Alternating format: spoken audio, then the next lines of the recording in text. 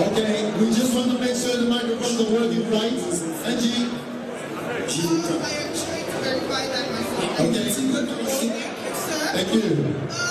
We introduced Mr. Pinay Kuka, but it looks like somebody is taking time to cook the soup right so it can taste good and it can come out at an even better time. And so while we wait for that, we will have one or two artists come up here and show us what they know how to do best.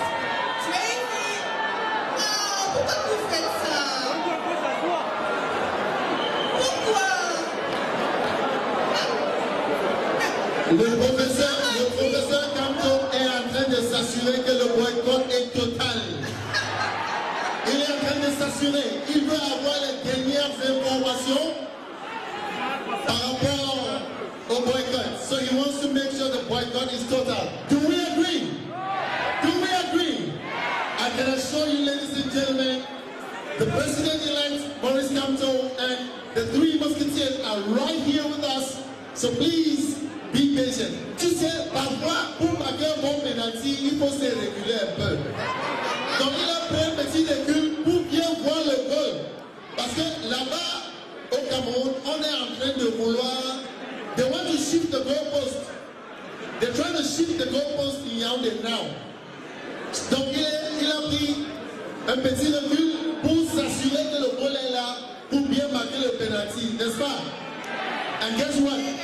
As you talk about marking the penalty, what I'm about to say right now is I can confirm that he's about to come out to mark the penalty here today. Ladies and gentlemen, what I would like for you to simply wave your hands or clap or chant your joy as he comes out now with his suite.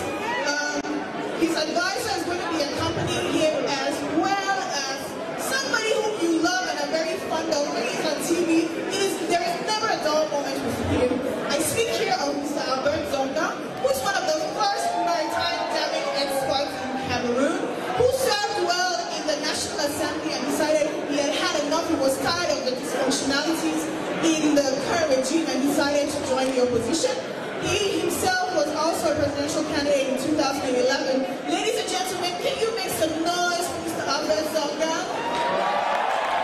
And please don't stop because we have confirmation that the three Musketeers are here. And I'll plead with you to please give them a standing ovation. May we rise, ladies and gentlemen, as we welcome to Washington, D.C., Mr. the Professor Maurice.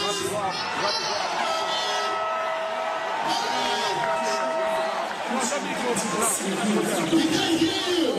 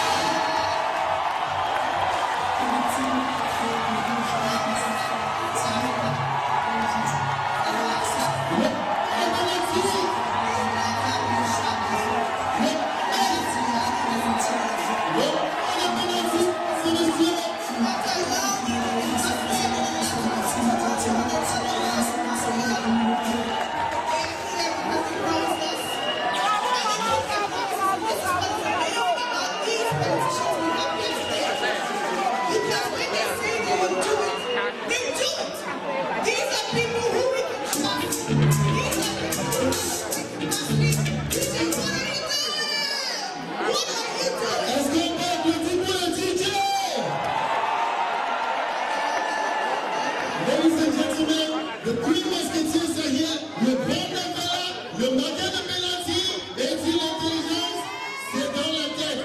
Fabien! On aime qui? Il est parmi nous ce soir.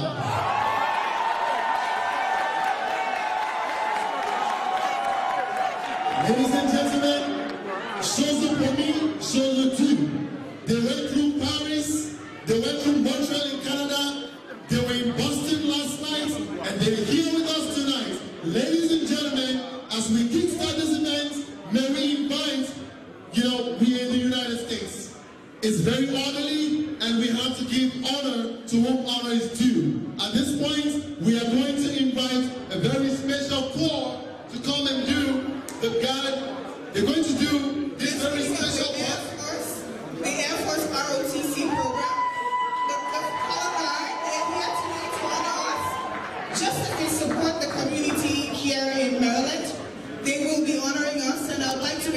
them to come out and encourage you to give them a hand of applause under the leadership of Chief Tucker. Ladies and gentlemen, the Reserve Officer Training Corps doing the call guns.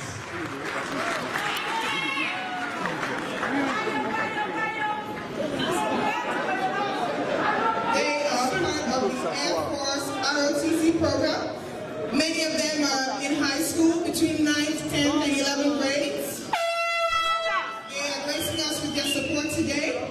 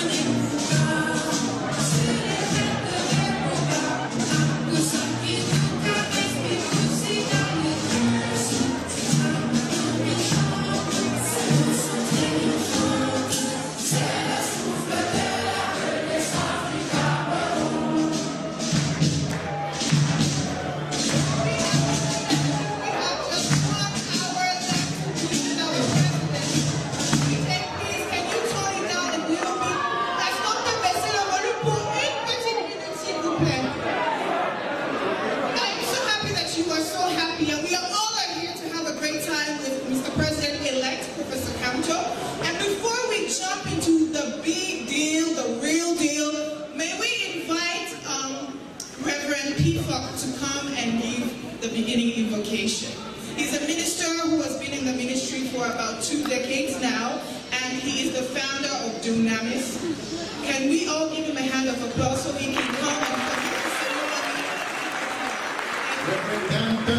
Ladies and gentlemen, can we give him a round of applause, a louder one as we welcome him to the microphone? Praise the Lord. I said, praise the Lord. I said, somebody praise the Lord.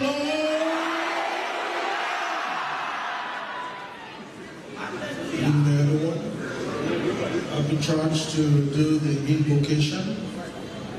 But before we do that, we need to have a moment of silence to remember the many who have lost their lives in the quest of peace and freedom in Cameroon, for the souls lost in the senseless war in the northwest and the southwest regions, and especially also for Metro Sylvain Suop, the lead counsel and personal friend of Professor Maurice Kamto, who recently died in very mysterious circumstances. Can we all bow our heads and let's have a minute of silence.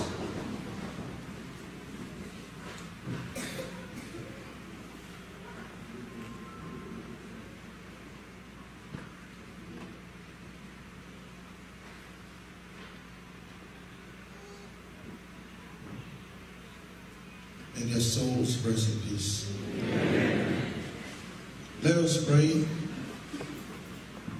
Dear Heavenly Father, the most holy, the omnipotent, the omnipresent, the omniscient Father and Creator of all things, be thou exalted in our midst this day. We come to you this day as a people in need of direction and divine help.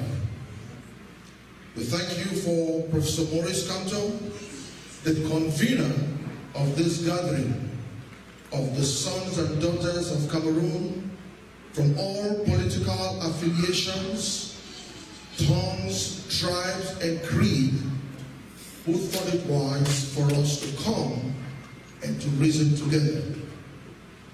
We ask that you endow him with a special wisdom for the hour and give him a heart that is quick to listen to the voice of God. Almighty Father, Cameroon is now like a land that has been collectively bewitched.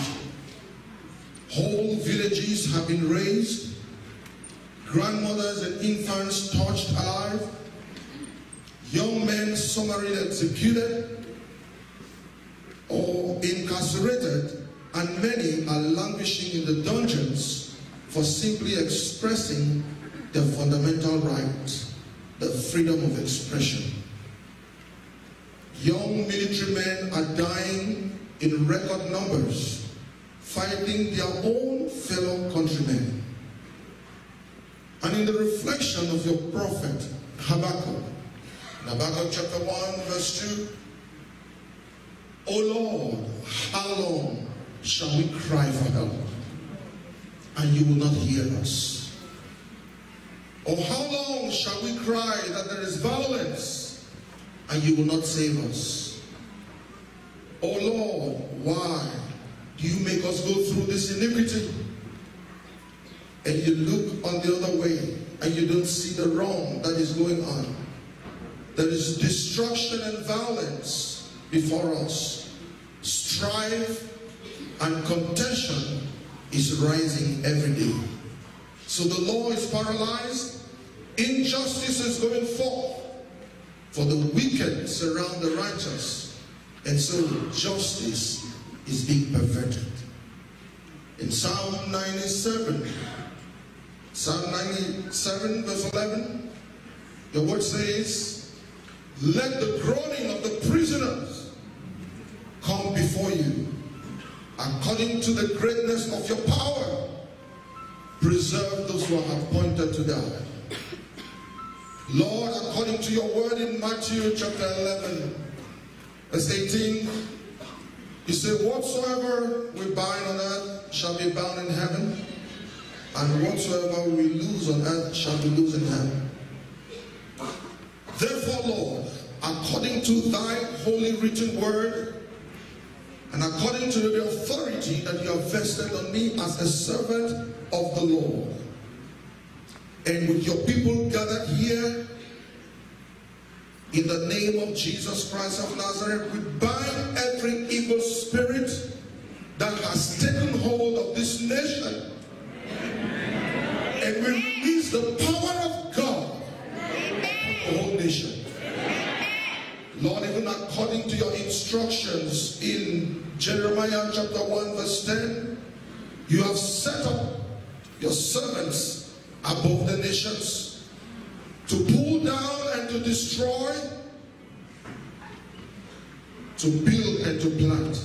And therefore, Lord, we invoke you this day, and we pull down, we destroy, we incapacitate, and we render ineffective the strongholds of the evil one and the demonic principalities, and we invoke your power, the power of the Almighty God, to contend with the satanic forces that have taken center stage in Cameroon. And we declare the victory over such in the name of Jesus. We say we declare victory over all such principalities and powers in the name of Jesus. Oh Lord, raise men and women who will seek the counsel of the Almighty, the common good of all the people, and labor for thy will to be accomplished. Let the peace of God reign.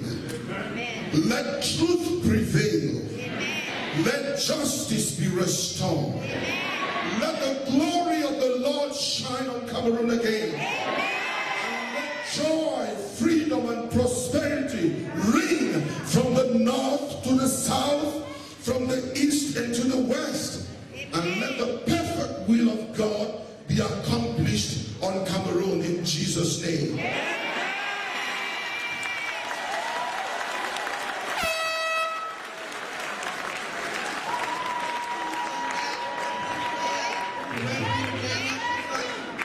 Thank you. Thank you. We are going to take a minute to acknowledge our board of directors that are here today. Some of them. Michelle Kingen, please give her a hand of applause. Michelle Kingen. And then as well call on Carrie Tim to your applause, please. That we are gathered here today is not by mistake.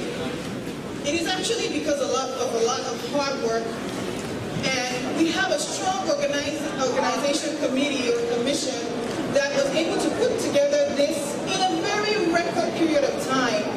And I would like to call on the leader, the person who was the man who was able to channel all of the different energies of all the different characters that we had, that were able to come up with what you see here today, this beautiful meeting that we are having in the presence of the president-elect. He's a product of K-Town. He's a Soban, a proud Soban. For those of you who do not know what Soban is, he went to Sase, St. Joseph's College, Sase. It is a very prestigious and private school. This one is originally from Lady Alem in the southwest regions, which is one of the most torn apart places of the southwest now as we speak of the Anglophone conflict.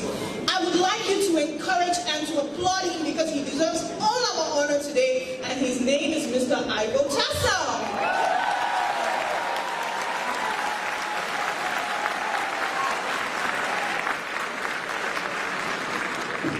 Hello, U.S. diaspora. Is the West Coast in the house? Is the East Coast in the house? California, are you here? Atlanta? Florida? Minnesota? The Northeast? Michigan?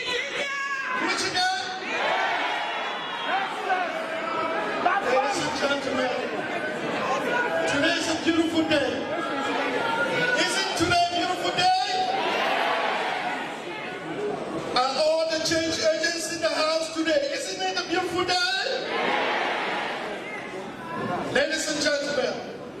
know why we're here. We're here because we love our country so much, and because we have leaders who are ushering the way, and we are supporting. Ladies and gentlemen, thank you so very much for coming to welcome our special advisor, Mr.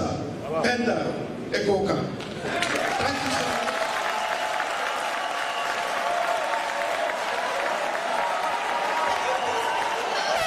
Of applause to Mr. Tom.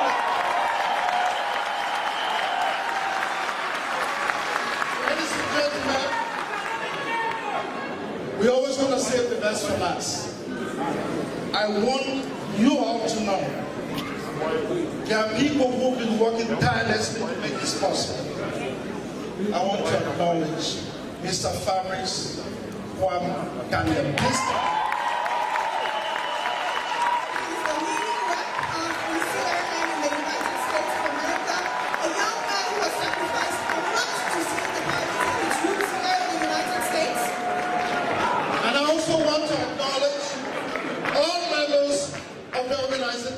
Please stand up and be acknowledged. All members of the organizing committee. Communication committee, are you here? Communication committee, are you here? Can we have some applause for them? Security, protocol, all of you who have put your hands to make this happen today, we say thank you. As the U.S. diaspora, there's so much potential in us. The movement for change, the MRC party needs us. Let's stop them. Let's provide the leadership that's required. Let's be the ones who support this very great movement. I count on you. We have so much work to do. This is just the beginning. Please stand up, support us, recruit members of your state, whatever, at the workplaces, at the different traditional groups, hometown associations. Let's build a formidable MRC party in the United States. Are we going to do that? We promise to build a formidable MRC party in the United States. On that note, I say we are together, we're going to work tirelessly, and this movement for change will be so proud of us. Thank you so very much.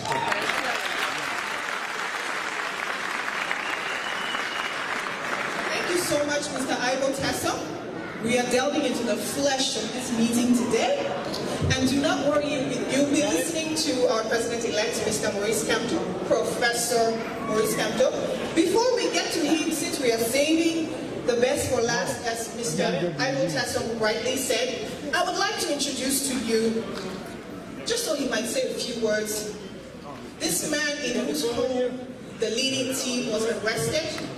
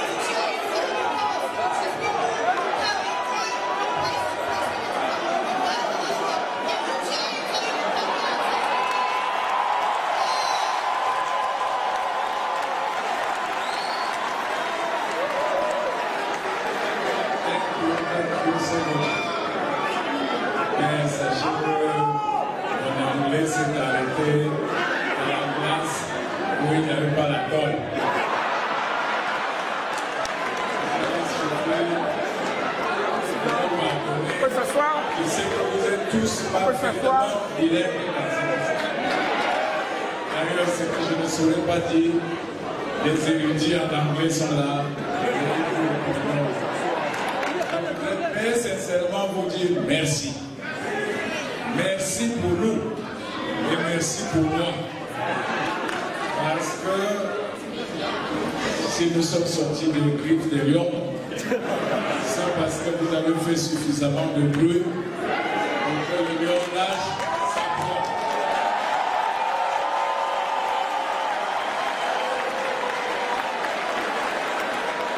Mais ce n'est pas de cela qu'il s'agit, parce que notre chef, derrière qui nous sommes engagés, soudés et décidés, a toujours dit: je ne crains pas la mort. Ce n'est pas le fait d'avoir été en prison qui nous embêtait. D'ailleurs, j'étais là à ne rien faire. Quand je suis sorti, j'étais surpris qu'un matin on me demande d'argent de payer ça.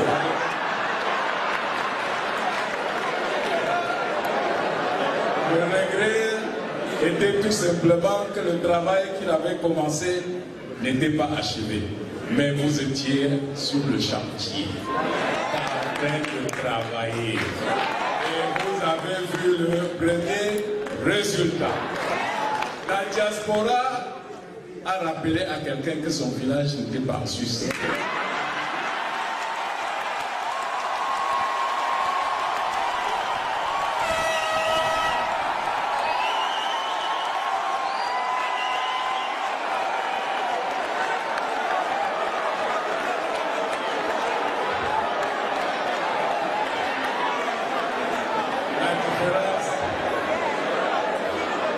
La différence qui existe entre un président élu par vous et un président usurpateur est que le premier vit dans son pays, connaît son pays, et le deuxième ne connaît pas le pays qu'il prétend gouverner.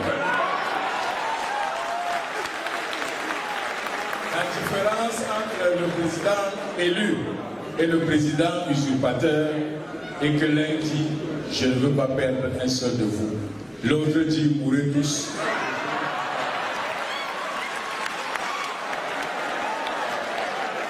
La différence entre le président élu et le président usurpateur est que le président élu dit: j'ai travaillé, mais je n'ai même pas oublié une épingle de l'État dans ma poche. L'autre dit: l'argent de l'État, c'est pour moi. Je voudrais vous rassurer que la chasse ayant été engagée et que les chasseurs de rats sont aujourd'hui en train de prendre leur butin, ça c'est le jour où les chasseurs de rats vont prendre leur rat. Ça c'est le jour où les chasseurs de singes vont se partager leurs singes. Mais ça c'est le jour où le chasseur de lions a dit au lion: méfie-toi.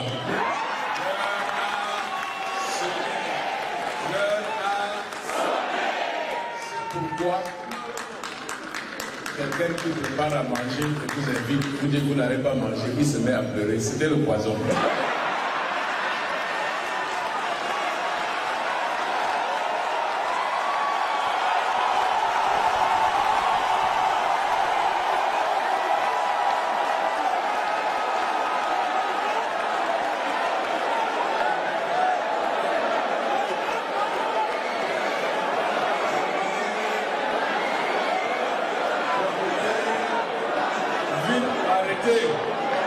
Vite arrêter pour que le pape vienne vous bénir. Je veux vous rappeler que le train de la Renaissance pour le changement en vue d'un Cameroun prospère pour tous et par tous est un train dont les portes sont ouvertes. Quelques pressés descendent. Ceux qui ont l'espoir montent et sont toujours plus nombreux. La gare n'est plus loin. Dites à ceux qui sont au village que dans une partie de chasse, il y a surtout les chasses à courre, il y a les chiens qui dépistent le gibier. Il y a les gens qui rabattent le gibier et il y a le tireur de pénalty qui fixe et finit le gibier.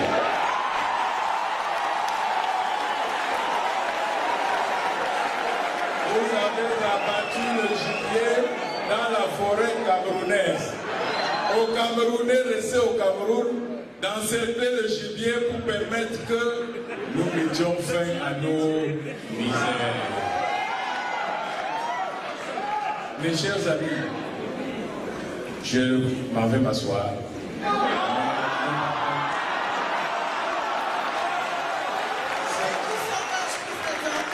Quand le Chila vient, il sonne la cloche pour annoncer l'arrivée du chef. Il ne s'assoit pas pour manger. Le chef arrive. Donc vous allez me permettre tout simplement de vous dire, ne vous arrêtez pas. L'ennemi est trop malin. D'ailleurs, très apeureux ce matin, quand il a fini de faire le cinéma, il a dit qu'un petit parti a appelé le corridor. Allez lui dire que Kirikou est tout petit.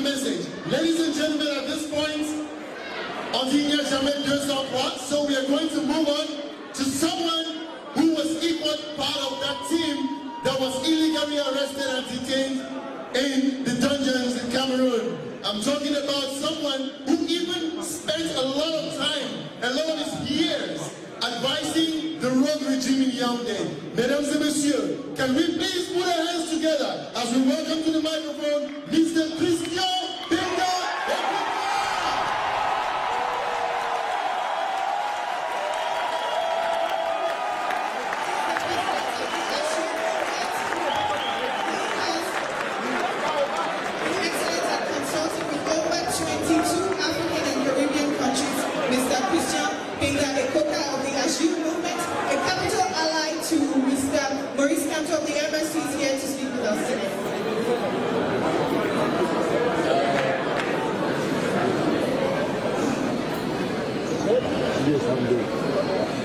Dear brothers and sisters, deep in my heart, I would like to thank you for this wonderful reception.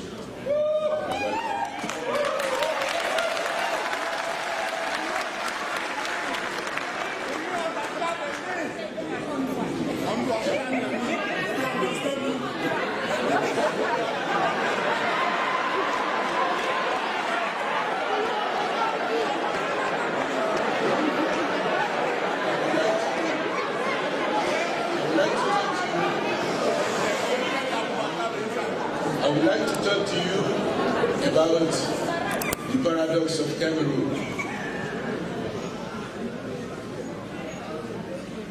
I would like to talk to you about the paradox of Cameroon. Cameroon is a blessed country. Cameroon is richly endowed. But still, Cameroon is poverty-stricken. Why is that? The main explanation of this paradox is the poor political leadership and institutions. You know, Cameroon is currently going down deep in the drain. Cameroon is regressing. Cameroon is getting poor and poor. The number of poor people in Cameroon are increasing because of poor leadership and institutions.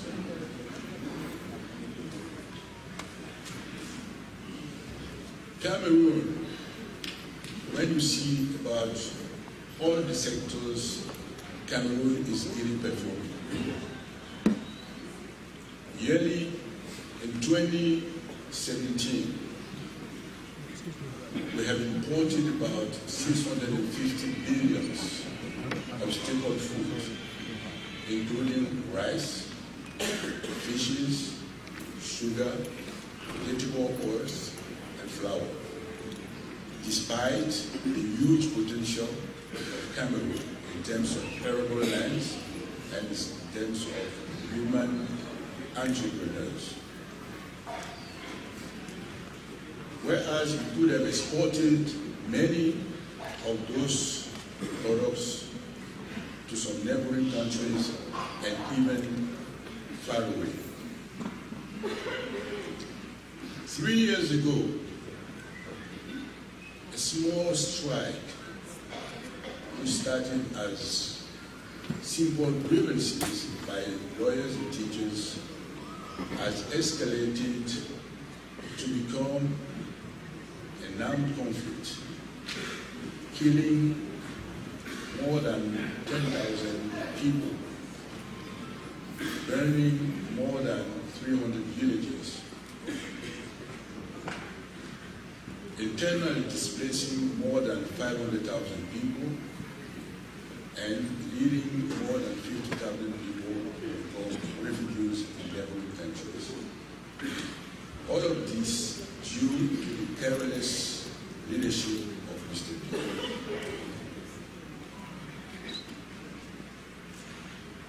Where Cameroon is performing today,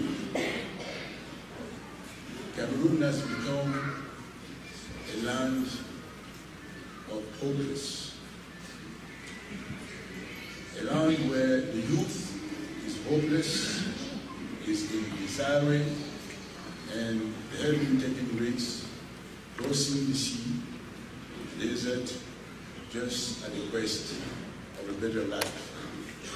All of this due to this poor leadership and political institutions.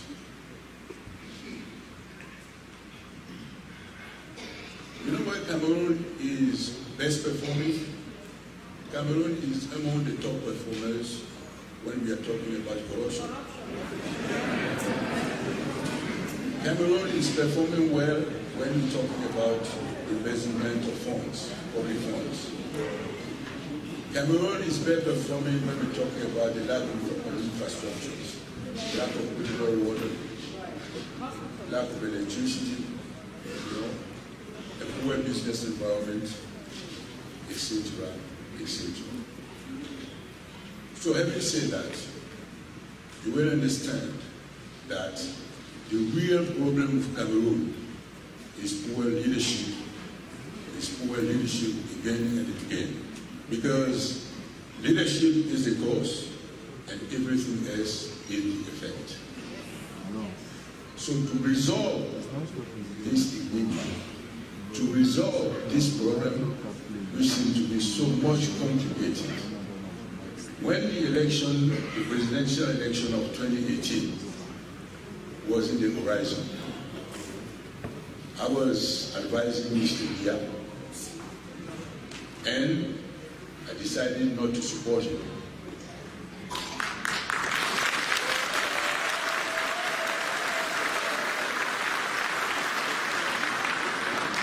But at the same time, I decided to look for a rare hair that might resolve this critical issue of good leadership.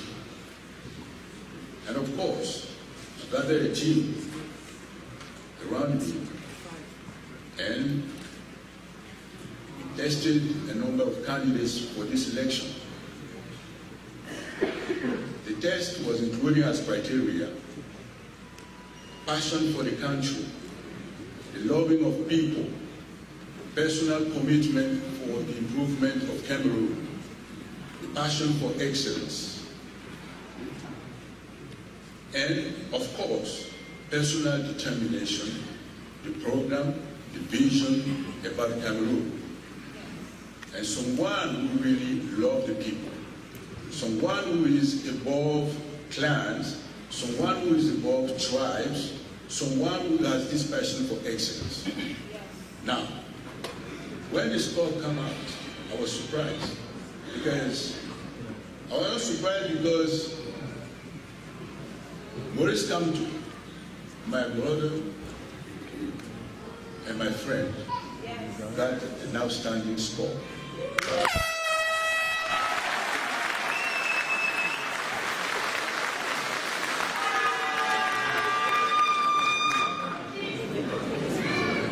In this kind of thing, you don't go for combination. This is your friend, this is your brother, he got an outstanding score. What are you going to do?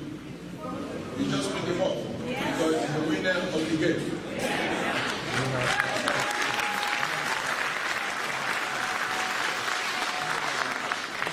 So that's why I decided to support him, because I know him personally, but I didn't want to make a personal score.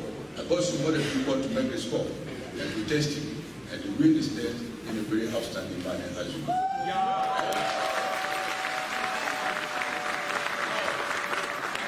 What I should tell you personally is that Maurice Kamto is a blessing for Cameroon.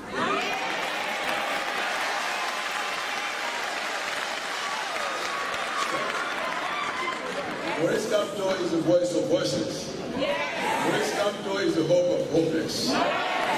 So, when we're joining our forces and spirits around Maurice Kamto, you should be sure that Cameroon will become a land, again, a land of greatness, a land of opportunity, a land of prosperity, a land of peace, and a land of joy for everyone.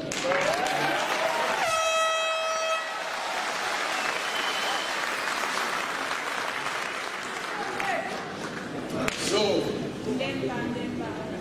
let's join our forces and spirits around my friend and brother, Mr. Kamto Maurice, because this is the man, and this is the defining moment for Cameroon. If we miss this moment, then you will see we'll go again for another century. Down in the drain. Down in the drain. But this time we shall overcome. So, I will just invite those of you who know this song, we shall overcome. So, stand up to sing it.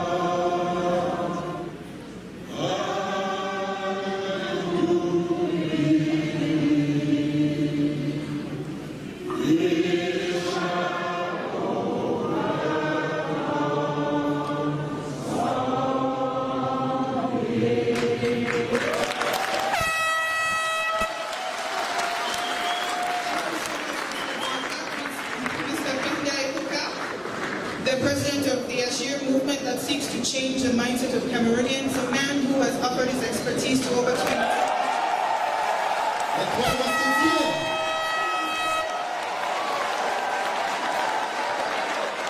Thank you for your presence here today as well.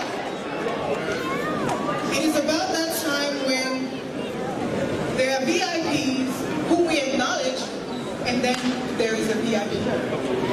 The VVIP. The VIP. Before we introduce to you the VIP of today's event, the star of the occasion, permit me to present to you an artist who is based here, who is Cameroonian, who is originally from the Anglophone part of our country. She's Oracle, she's proud of that. And in the last 2 years, she has shown and demonstrated her leadership and her dynamism and her hunger and thirst for the Anglophone conflict to be resolved. The thing I like about this woman that I'm about to introduce to you is she's pragmatic, and she knows that in a real world, there is real politics and we must eventually sit down to the dialogue table. And so, in as much as she understands the desire for our brothers to separate, she also believes that dialogue will take us somewhere. And in politics, there is always a give and a take. She has 15 years of musical experience. She speaks formidable French as well as English. She was schooled in the French-speaking parts. And she's here to grace us with the beauty of her voice. I would like you to give a hand of applause to Micheline Ewan. Micheline Ewan, sur réservation, s'il vous plaît.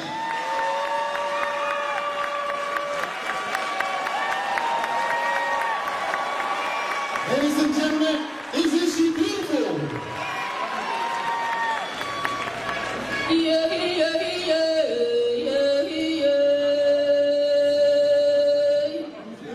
Où sont les trains de PV à l'œuvre?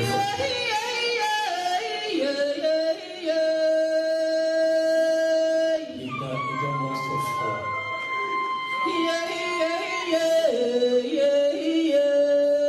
Le peuple est un monstre chaud, Albert Zonga.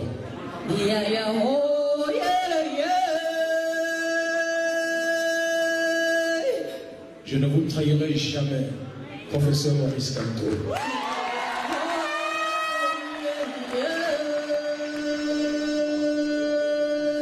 Non à la guerre au Nozo.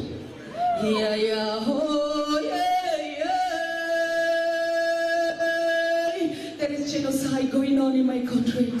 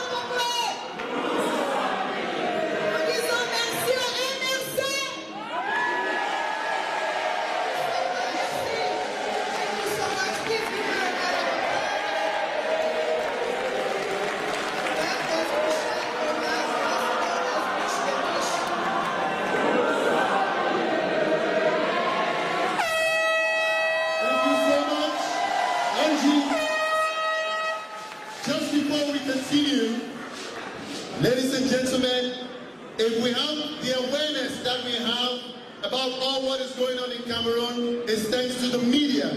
And as a young journalist from Cameroon, I cannot continue or be in this hall without acknowledging the presence of Colossus of communication. Ladies and gentlemen, Mr. Eric Chido!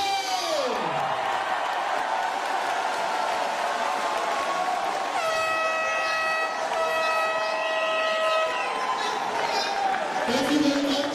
The real president of Cameroon, Mr. Eric Chido, in the 1980s, is here today. He has graced us with his presence, and we are thankful. Angie, he has said it many times. He's the one who interviewed the president at one time, and the president said, "Si je fais ma tête comme ça." Huh? Do we still want that after 50 years?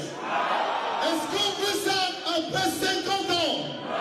Ladies and gentlemen, that's why we have Mr. Maurice Kamto, Professor Maurice Kamto, whom we are going to introduce in just a minute.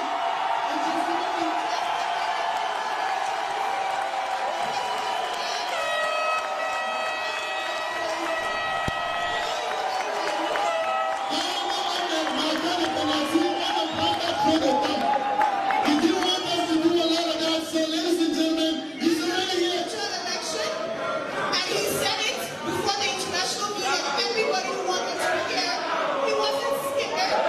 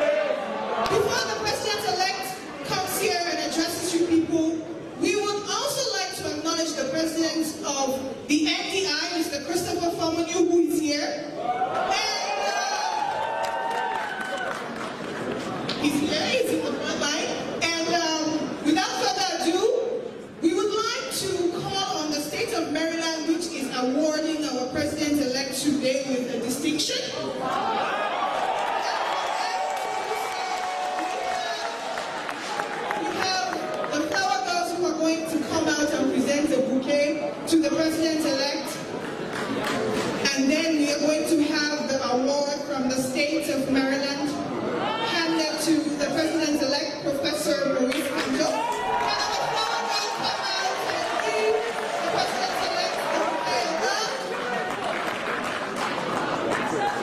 Mr. President-elect.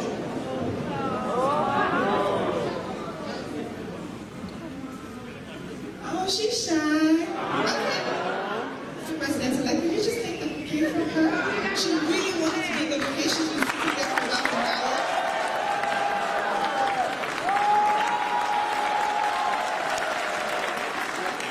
We really wanted her to do it because ça c'est la relève. Ça c'est la relève, n'est-ce pas? Est-ce que nous croyons encore la jeunesse? And now, that man who kicked that penalty, who scored that goal, who told the regime enough, who inspires young people and grows the crowds of his supporters every single day because of the strength of his convictions, is about to speak to us.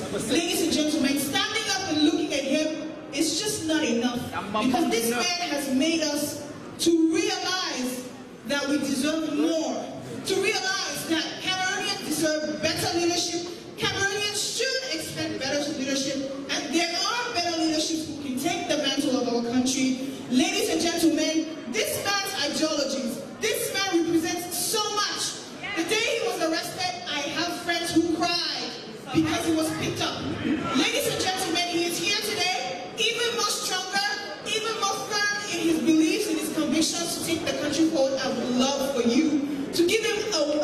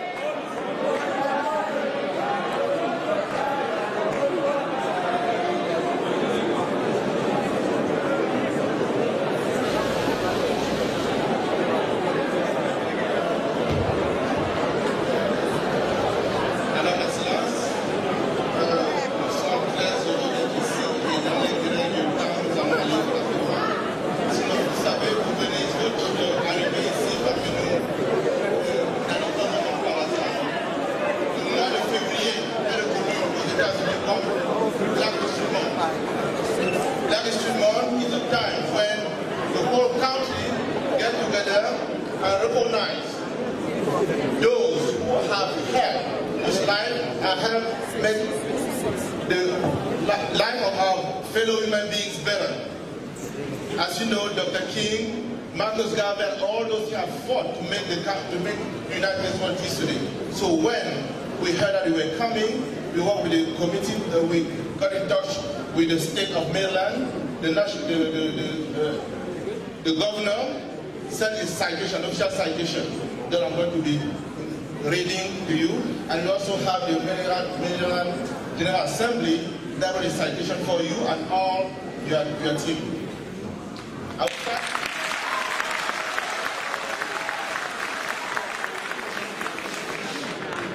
I will start with the citation from the Maryland General Assembly.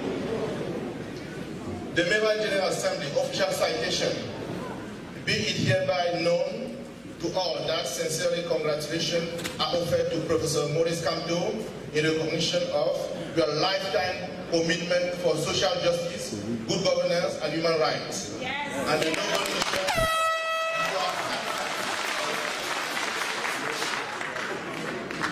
So the other citation, again, in the interest of time, I'm not going to go through the details, but the governor of the state of Maryland also signed a citation with the deputy governor and the secretary of state.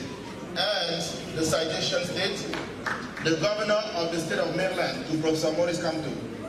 Greetings, be it known, because of your demonstrating of high integrity and ability, meriting our great trust and respect, we are most pleased to award you the governor's citation in appreciation of your outstanding service to the citizens of this state as well. Signed, the governor of Maryland, the lieutenant governor, and the secretary of state.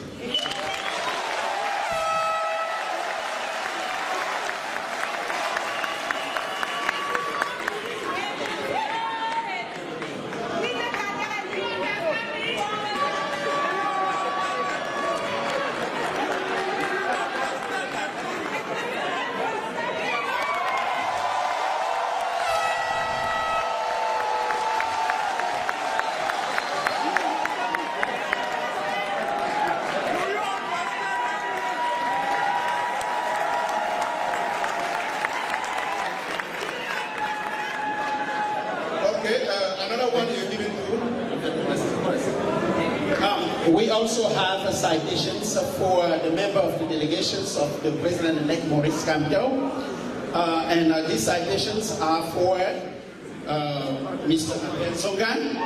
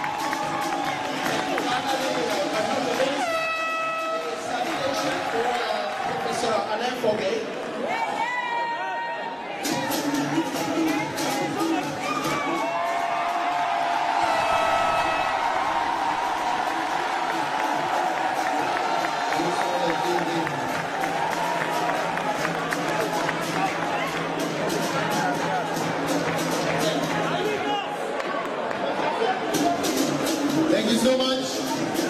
Ladies and gentlemen, at this point in time, we're no longer going to waste any more of your time. He promised to be here to say thank you personally to the diaspora. He is here. Let's all please give him a standing ovation as we welcome to the microphone the one and only Professor Maurice Kamto.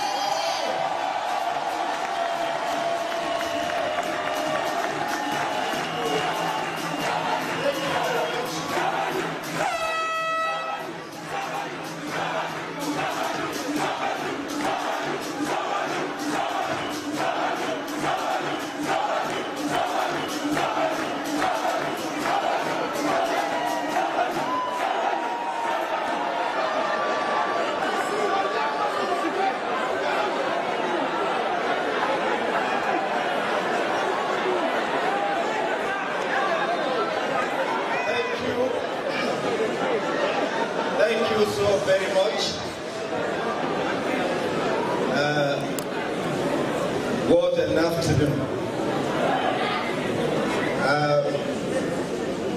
I've heard a burning cry from our shining singer. And I think something has to be done.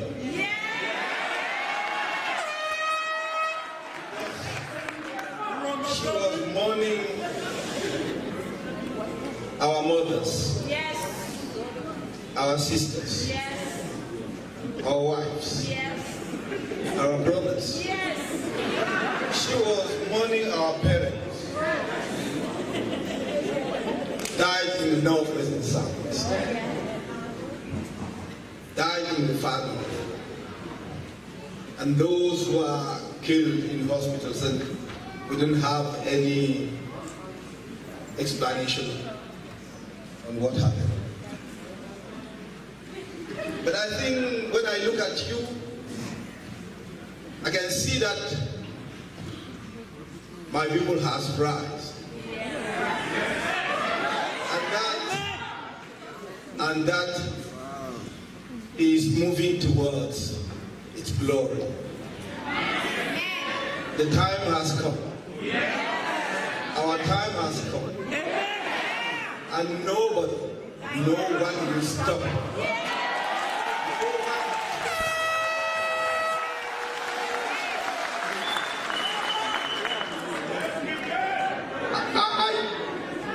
We started this journey to see Cameroonians, all Cameroonians, irrespective of their regions of origin, irrespective of their religions, of their beliefs. And I say this because I would like to clarify an issue at the very beginning of my speech. I clearly said in Toronto yesterday, expressed my willingness to meet with some of my compatriots, English speaking. They were presented to me, not physically, their message was conveyed to me as from the Amazonians. I have no problem to use this word, although we know, everybody knows my opinion about separatism. But they are my brothers and sisters, they are my compatriots.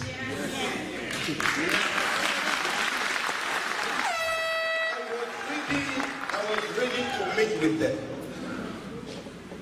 I only said that I would not like to meet them with the flag of Amazonia. I would not like to meet them with caps and other attire, other indication of Amazonia. Because my commitment is to the whole Cameroon. I want to maintain all parts of Cameroon.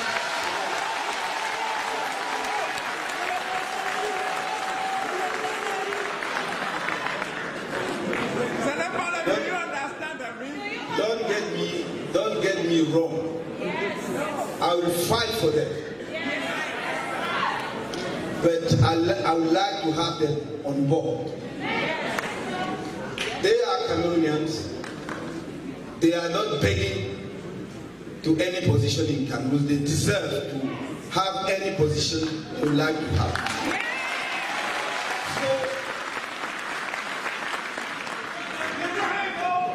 Yes, I get you properly, but what I would like to say is that we have to rebuild our country. It is our country. And it is not because we have a poor leadership. We can have a profound disagreement with the current governance in Cameroon. But we shall not throw out the baby with the water.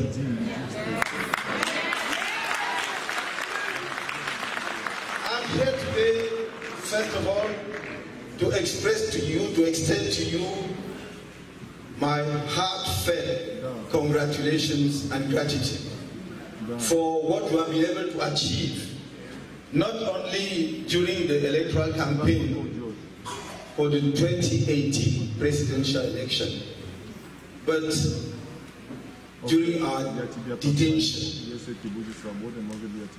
It is thanks to you, to your work, thanks to Cameroonians mobilized throughout the country and throughout continents, that we are free today, that I can stand before you. And for that, we owe you. But as I'm speaking to you, I don't feel free at all. Because we still have many of our compatriots detained in prisons in Cameroon for their political opinions, including the first vice president of the Cameroon Renaissance Movement, Mamadou Yakuba Mota.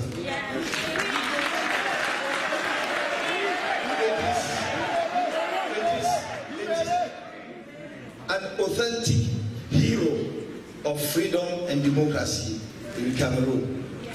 He was brutalized, severely tortured. I would like to also acknowledge here my fellow compatriots who were involved in the civil war ongoing in the Northwest and Southwest. I'm talking of Ayub Tabe Sisiku.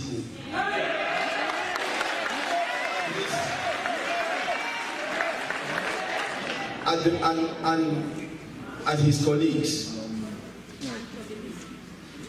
I used to say that we can disagree, but we shall never use justice to try to resolve political issues. We have a very clear proposal to resolve the war, or to stop the war and resolve the so-called Anglophone crisis.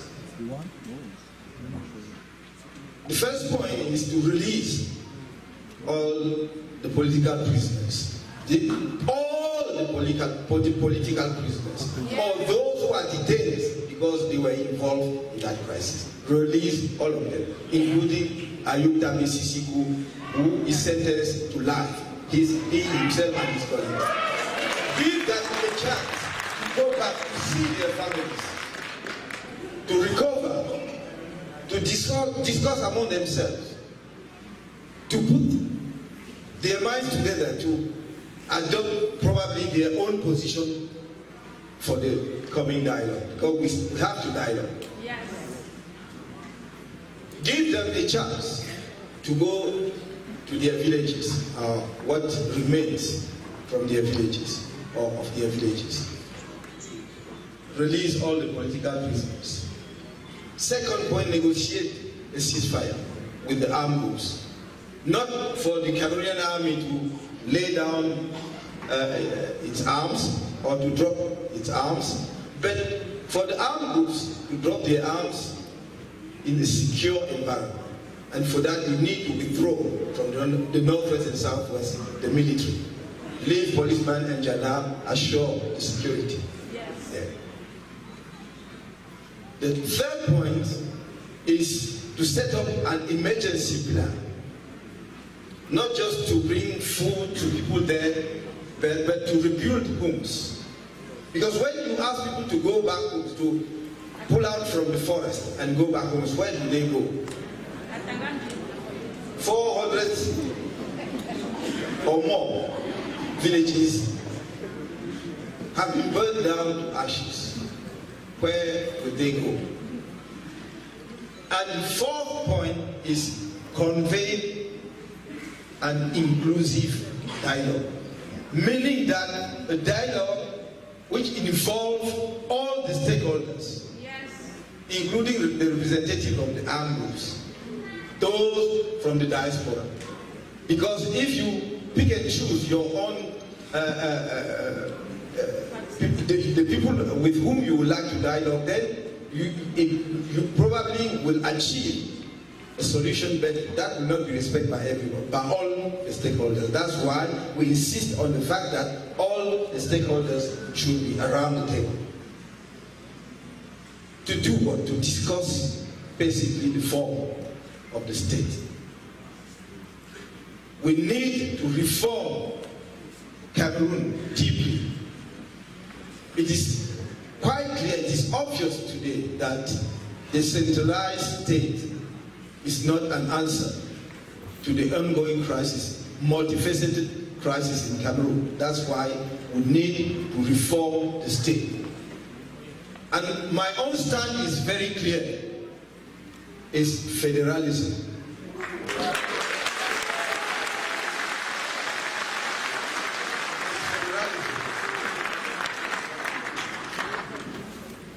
Sometimes some people did not get me properly. Sometimes, you know, I just say, okay, probably we could have more than 2 states federalism. But it is just a suggestion. Because basically, the number of the states will be decided during the dialogue. It is for the dialogue to decide at the end of the day the content of the power we should transfer to the component of the federal state. Yes.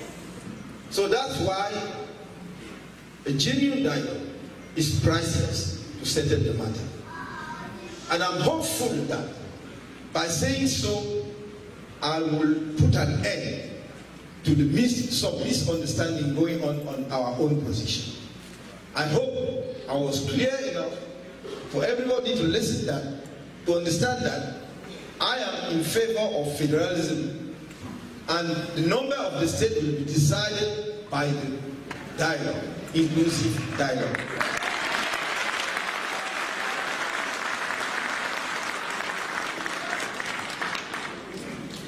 Maintenant que j'ai dit cela, je crois qu'il est important aussi que j'attire votre attention sur la situation qui prévaut à l'heure actuelle dans notre pays. C'est une situation inacceptable. C'est une situation insoutenable. Inacceptable parce qu'au moment où nous parlons, on continue à tuer les Camerounais dans les régions du nord-ouest et du sud-ouest. Et pour moi, c'est un crève-cœur, comme on dit en français. C'est quelque chose d'insoutenable. C'est pénible parce qu'on n'aurait jamais dû en arriver là. Et maintenant qu'on en est arrivé là, pourquoi peut-on continuer à laisser que des Camerounais tirent sur des Camerounais? Que des jeunes soldats recrutés à l'âge de 25 ans, qui parfois viennent de se marier, sont obligés de laisser des veuves derrière eux, ou des orphelins. Que des populations innocentes des régions du nord-ouest et du sud-ouest sont prises entre deux feux, celles des forces armées camerounaises et celles des groupes armés. Que des membres de ces groupes armés sont obligés de donner leur vie pour une cause que l'on aurait pu régler autrement. Tout cela est insoutenable. Quand on est dirigeant d'un pays, on doit être à l'écoute du pays et apporter des solutions idoines aux problèmes du pays.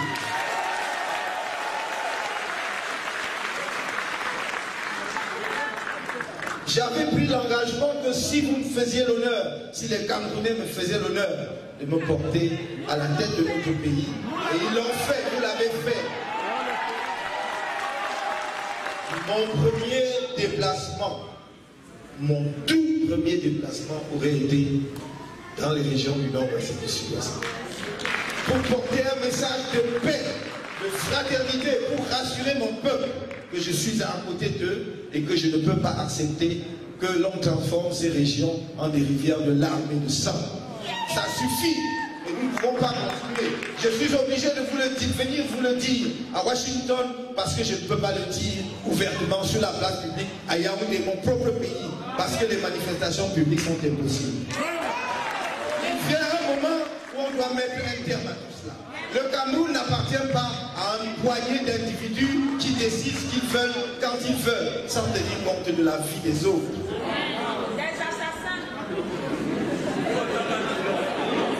J'ai dit que ce qui se passait dans le nord-ouest et le sud-ouest ne peut pas continuer. Mais nous ne devons pas continuer à bavarder en l'air.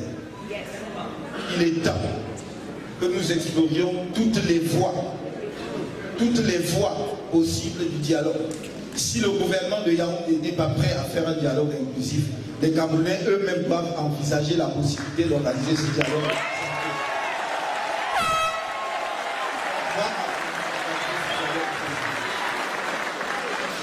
Parce que si nous arrivons à une solution, si nous organisons ce dialogue et que nous arrivons avec à une solution avec les acteurs, ceux qui contrôlent le terrain, ceux qui effectivement se battent, et je les comprends parce que ce sont des frustrations auxquelles on n'a pas apporté de réponse idoine, qui ont amené l'esclavage jusque là où nous sommes aujourd'hui. Je ne partage peut-être pas les objectifs de ceux qui veulent quitter l'État du Cameroun. Parce que, comme je l'ai dit tout à l'heure, on ne doit pas jeter l'enfant avec l'eau du bain. Si des Camerounais ont commis des erreurs, ça ne doit pas déterminer le sort de tout le Cameroun.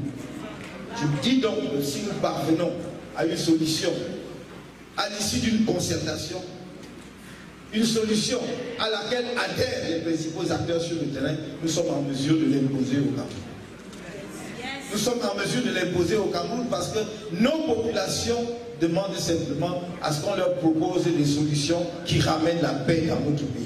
Je suis persuadé que si nous arrivons à une solution ainsi obtenue, aussi bien les francophones que les anglophones pourront accompagner la mise en œuvre. Je voudrais donc que nous y réfléchissions. Que notre sort ne soit plus simplement entre les mains des gens qui ont les oreilles bouchées. Je pense que nous ne pouvons pas abandonner notre sort à ceux qui définitivement ne sont plus là pour les populations camerounaises, mais uniquement pour eux-mêmes. Il est temps que nous réfléchissions à l'avenir de notre pays. Le Cameroun est un pays exceptionnel. Il est un pays exceptionnel parce que la géographie et l'histoire ont voulu que ce soit un pays exceptionnel. C'est un carrefour de tous les courants migratoires. Les gens sont partis de l'Égypte du Sud, de l'Égypte, du Soudan, pour finir au Cameroun. Ils sont partis du Fouta Djallon pour arriver au Cameroun. Ils ont remonté de l'Afrique du Sud, y compris du Congo, et ont atterri au Cameroun. C'est ça qui fait l'extraordinaire diversité et la richesse incomparable de ce pays. Nous ne devons laisser personne. Nous ne devons pas laisser les gens qui n'ont rien à offrir au Cameroun détruire cette exception africaine. Par le tribalisme, en insinuant entre nous le venin de la division, en essayant d'opposer les francophones aux anglophones. J'ai coutume de dire, si le petit peuple, comme on l'appelle, a compris mon message sur le tribalisme depuis des décennies, et encore plus devant le Conseil constitutionnel, quand j'ai dit que j'aime les Camerounais au point où lorsque j'arrive dans une communauté, j'ai dit, mais est-ce qu'on passe un concours pour devenir membre de cette communauté? Si on passe ce concours, dites-moi ce concours-là, je vais le passer. Si les petites populations ont compris, et qu'un ministre du gouvernement dit qu'il n'a pas compris, nous devons être inquiets sur la qualité des ministres.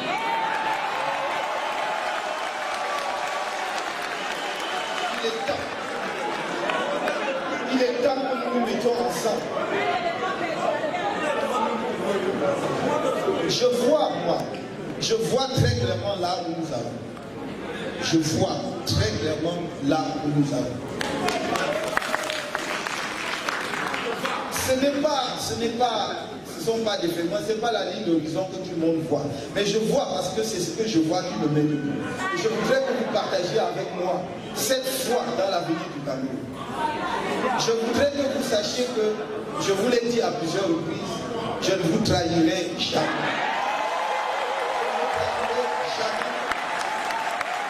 Je n'ai pas fait, nous n'avons pas créé le mouvement pour la renaissance du Cameroun pour donner quelques postes à des camarades. Bien que l'aspiration à servir son pays comme maire, comme conseiller municipal, comme député est légitime.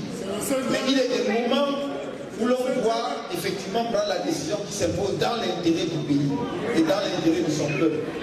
Et alors, nous nous sommes posé la question à l'approche de des élections couplées, qui ont lieu aujourd'hui, puisque nous sommes dimanche, du 9 février. Quelle est la meilleure décision possible à prendre face à cette situation? Et la réponse du Conseil national, du MRC, qui est l'instance la plus élevée entre deux conventions, a été de dire ne pas participer à ces élections. Parce que nous ne pouvons pas dire que la guerre fait des ravages au Nozo, que le sang coule chaque jour au Nozo, et donner l'impression aux populations de Nozo que nous les avons oubliés pour courir aux élections. Car nous savons tous, sauf peut-être pour ceux qui ne savent pas, ou bien qui se ferment les yeux sur ce qui se passe dans ces régions, que les populations de ces régions n'ont pas la possibilité de participer aux élections.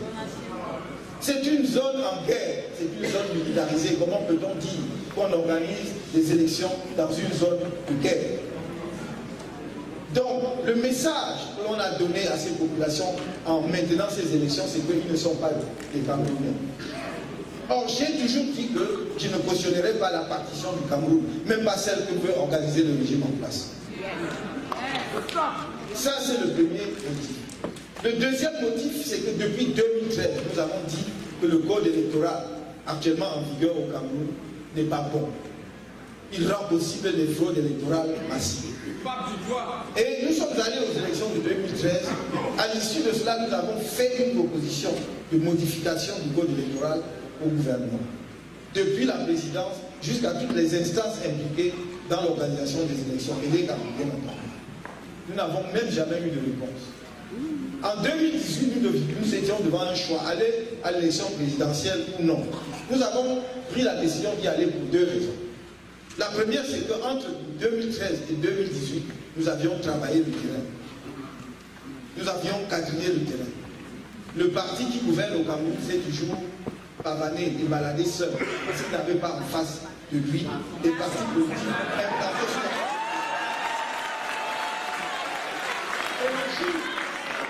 Écoutez-moi bien, le jour où nous avons envoyé à Elekam la liste de nos représentants dans tous les bureaux de vote, sauf au nord-ouest et au sud-ouest, parce qu'il y avait la guerre, dans toutes les autres 8 régions du Cameroun, nous avons envoyé la liste de nos représentants dans tous les bureaux de vote. Je crois que dès cet instant-là, ils ont vu le danger. C'est pour cela qu'ils ont chassé nos représentants des bureaux de vote, ils ont payé la maison. Malgré tout cela, les Camerounais nous ont fait confiance, ils nous ont donné la victoire. Mais le même code électoral avait un piège ultime, le fameux Conseil constitutionnel. Et vous avez vu, nous avons démontré devant le Conseil constitutionnel que sur les 58 procès-verbaux, départementaux que l'on cumule pour donner les résultats, 32 étaient des faux.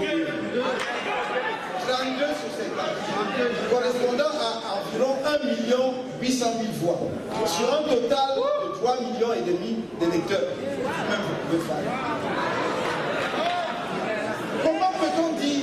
Comment peut-on dire, parenthèse, qu'on va aller aux élections au Nozo, alors qu'en 2018, la tension n'était pas aussi élevée qu'aujourd'hui. Le gouvernement lui-même a dit que le taux de participation aux élections au nord-ouest était de 5%. 5%. Et dans le sud-ouest, environ 14% conflit. Et alors que la guerre fait rage là-bas, on va vous sortir. Attendez le soir ou dans 2 jours. Vous allez aller donc voilà la deuxième raison, c'était que le code électoral était mauvais. Or, En dépit de tout cela, nous avons taillé les élections. Vous avez vu que le Conseil constitutionnel en a décidé autrement. Autrement dit, au Cameroun, vous pouvez gagner des élections dans les urnes, mais ne pas être le vainqueur. Nous avons donc dit, nous ne pouvons pas aller aux élections de 2020 parce que les mêmes causes vont produire. Voilà les deux raisons pour lesquelles nous n'avons pas pris part aux élections. Mais comme quelqu'un l'a dit tout à l'heure, notre refus d'aller aux élections a créé plus de colère dans les rangs de ceux qui sont au pouvoir, qui devaient être contents d'avoir tous les sièges que dans nos propres rangs. Alors moi je me demande.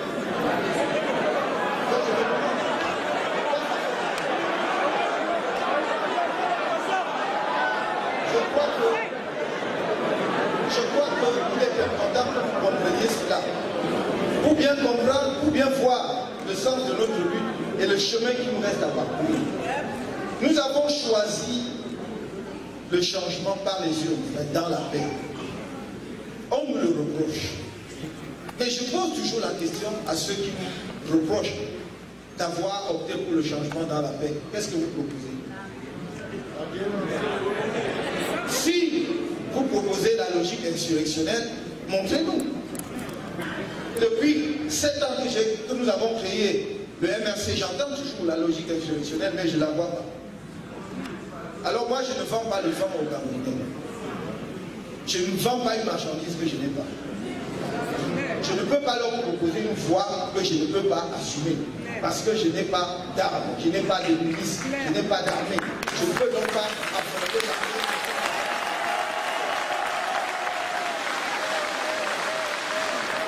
Je leur propose une voie qui est certes difficile, une voie qui est une voie de responsabilité, mais c'est une voie de responsabilité individuelle. Parce que c'est chacun de nous, en allant s'inscrire sur les listes électorales, en allant voter, en allant contrôler le vote, vous qui êtes ici, en donnant le message, parce que vous êtes des prescripteurs d'opinion, à partir du moment où vous envoyez de l'argent, vous avez une influence.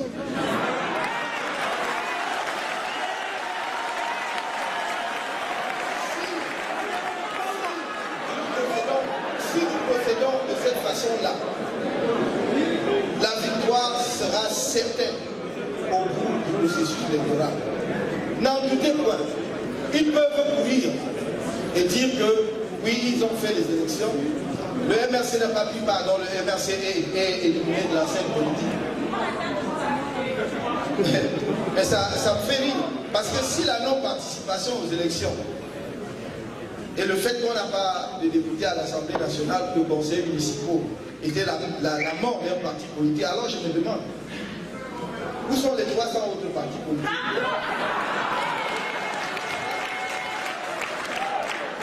La solution, c'est dans le travail. Nous devons continuer à travailler sur le terrain, à sensibiliser les Camerounais, surtout à nous organiser. À nous organiser. Et à éviter d'aller aux échéances à venir, parce qu'elles vont venir, ces échéances. À aller aux échéances à venir en amateur, en dilettante. Il faut être organisé. Il faut savoir que c'est une vraie bataille politique. C'est une bataille politique.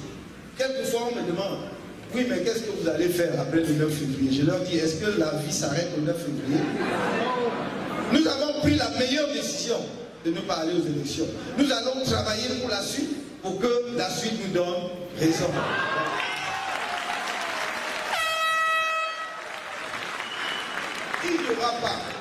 Il n'y aura pas de raccourci au Cameroun, de succession de gré à gré, de je ne sais pas quoi. On devra consulter le peuple camerounais pour qu'il désigne librement ses dirigeants. Nous n'accepterons pas qu'aucune nouvelle dictature s'installe pour les 50 prochaines années. Ça, ce n'est pas possible. Et on va y travailler. Je voudrais dire ici à mes compatriotes anglophones que je leur tends la main, je leur ouvre les bras pour que nous travaillions ensemble à trouver rapidement les moyens de mettre un terme aux souffrances de nos populations pour reconstruire notre pays. Ça dépend de nous et de personne d'autre. Et je sais que nous sommes suffisamment intelligents. Nous aimons suffisamment notre pays pour mettre nos esprits et nos cœurs ensemble pour trouver la meilleure solution.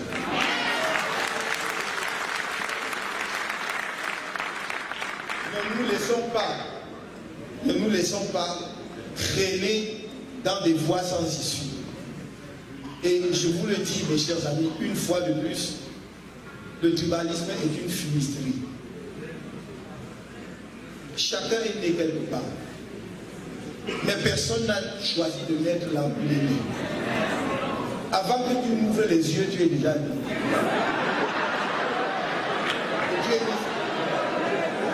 C'est normal. C'est normal d'avoir un attachement à ce quelque part. Mais ça ne doit pas être le facteur déterminant de ta propre vie. Sinon, tu ne serais pas aux États-Unis. Sinon, tu ne serais pas en Chine. Sinon, tu ne serais pas ailleurs. Cet attachement-là est un lien qui est tout à fait naturel et normal. Mais ça ne peut pas être le facteur qui détermine tes rapports à autrui. L'élément d'un complexe de supériorité ou d'infériorité. Je regarde en chacun de vous un être qui a droit à la dignité et qui a droit au respect. Droit à la dignité et droit au respect. Et cette dignité est due à tout être humain. Que personne ne nous trompe jamais. Quand je dis aux Camerounais, j'ai coutume de dire, j'aime les Camerounais.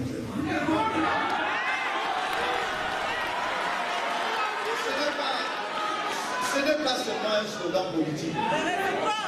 Ce n'est pas seulement un slogan politique. J'ai la chance d'être né dans un pays extraordinaire. J'ai la chance d'aimer un peuple qui me le rend bien.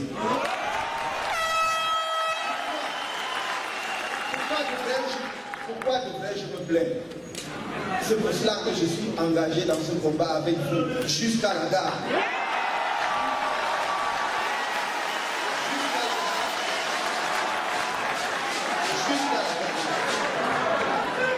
Et il y en a qui, par je ne sais quelle magie, mais c'est pas si compliqué, retrouve mon numéro de téléphone voisin. Et je reçois des messages, tant qu'on ne t'aime pas. Est-ce que je demande ton autorisation?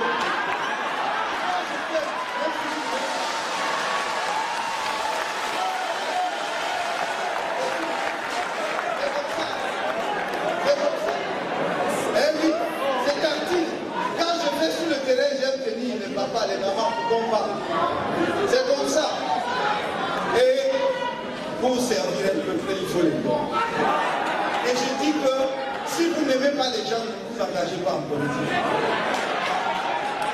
Il faut aimer les gens pour partager leurs souffrances. Quand j'ai cité à plusieurs reprises un papa, peut-être de mon âge, peut-être encore plus, que je croise sur la rue de l'extrême nord, au niveau de Ouaza. Il avait plu. Je venais de Maroc. Il avait plu et j'avais vu avant lui un troupeau de bœufs traverser, vivant dans une flaque d'eau, dans un nid de boue sur la chouche. Et lui, il est arrivé quelques 5 minutes après, il a ramassé la même flaque d'eau.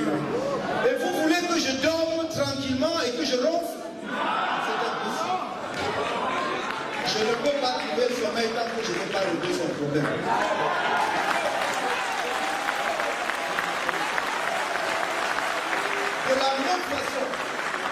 De la même façon, nous ne pouvons pas, et là je lance un appel à ceux qui ont la responsabilité des affaires du pays aujourd'hui. Légitimement, oui, légitimement, mais c'est eux qui ont la responsabilité des affaires. Je leur lance un appel pour qu'ils fassent quelque chose pour nos compatriotes qui sont victimes du Godaro, comme on appelle soit virus.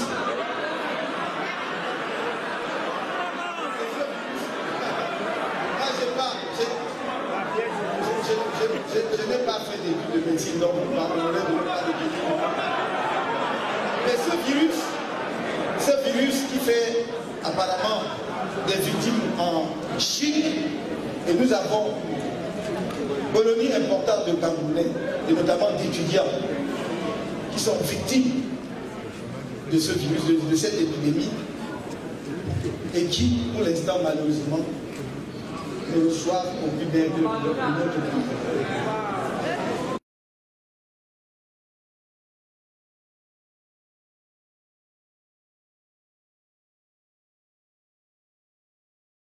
De protéger ces peuples.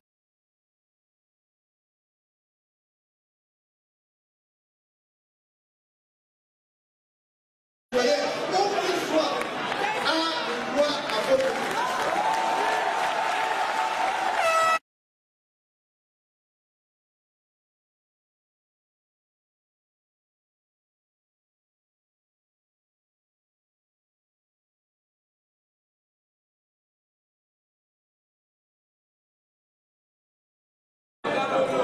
Je voudrais, pour terminer, vous dire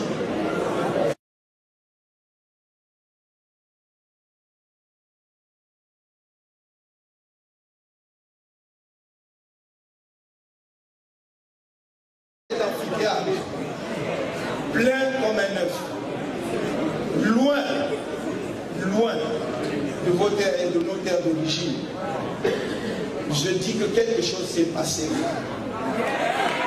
C'est quelque chose d'exceptionnel. Jamais avant dans l'histoire politique de notre pays, les Camerounais de l'étranger ne s'étaient appropriés à ce point le destin de leur pays.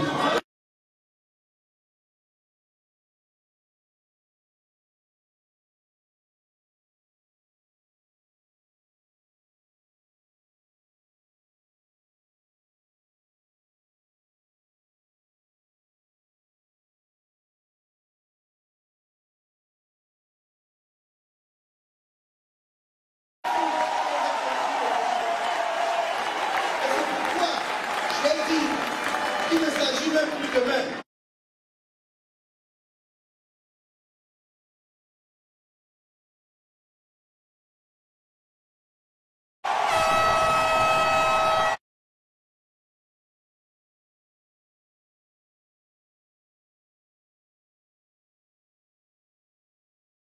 Toute l'expérience que vous avez acquise, tout le savoir que vous avez acquis, et vous êtes tellement désireux, vous Camerounais que je connais talentueux, d'apporter votre contribution, que vous apportiez cela pour que nous fassions du Cameroun un pays de référence, un pays phare. Je voudrais, pour terminer, dire que dans le même élan,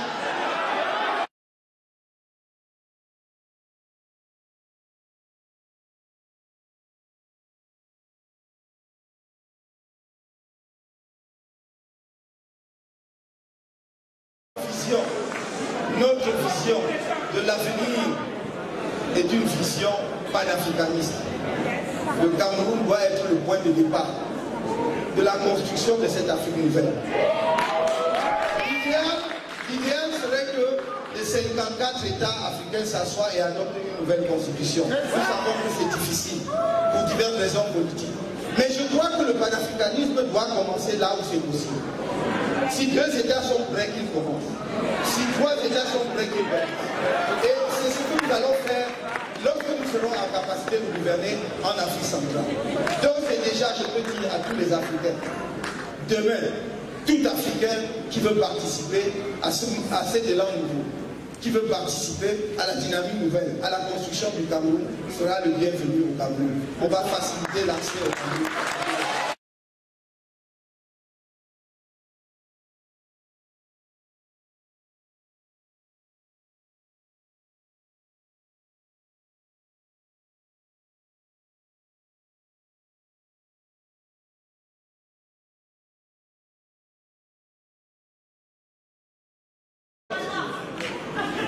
Ne tombe pas. Donnez par votre esprit, mais par votre organisation, la force à ceux qui sont au pays de mener le combat sur le terrain. La lutte de libération de notre pays a commencé, elle ne doit s'arrêter qu'avec la victoire finale. Je vous remercie.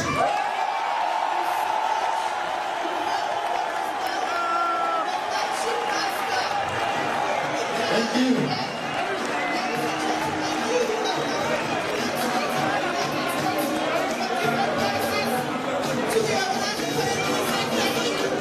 Thank you very much. We are rounding up right now because we are short for time. La guerre